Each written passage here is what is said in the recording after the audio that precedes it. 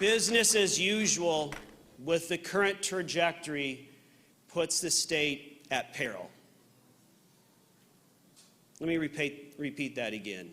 The current trajectory puts the state at serious peril. And together, through this campaign, we raise the voices of people who haven't been heard.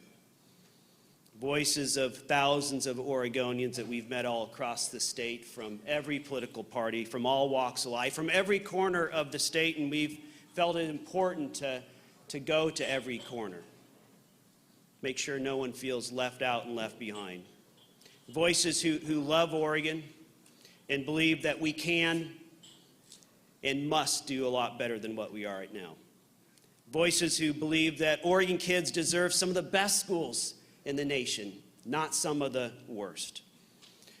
Voices who believe that our foster kids, families, and caseworkers need more support, that their voices need to be heard. They need care. Voices who feel strongly that a darn tent or a sidewalk should no longer be anyone's home. The problem with regards to homelessness has become a humanitarian crisis in the state. And voices that certainly in this state know that the current fiscal crisis and the pension problems and the classroom funding crisis creates a never-ending demand for higher and higher taxes that more and more Oregonians can't sustain. And voices who believe that all of Oregon, not just a single region, party, or ideology, should share in political decision-making and economic prosperity. Tonight I lost an election, but I do think this competitive governor's race has made all of us better. That democracy has won. Competition is good for all of us. And we offered voters a choice, a stark choice, as I've said very many times. We offered ideas, real ideas. It's just not enough to say no about things or something. Okay, we've been listening to Knute Buehler, and that's his concession speech. You can tell he's very disappointed, but he said we did raise some important issues, and he also says he's worried about the future of Oregon. And Jim, he was in that role of moderate Republicans that Oregon has had, for the last 40 years?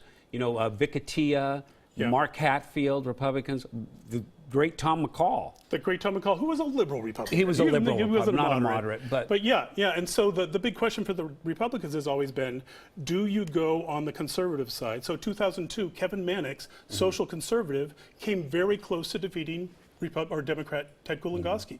Didn't take it. 2010, moderate, very much like Buehler, Chris Dudley, came very close. And so the Republican Party is casting about. Buehler's speech was fascinating because it's a concession speech, but all that policy that was in there, where Oregon's going, he's not happy about it.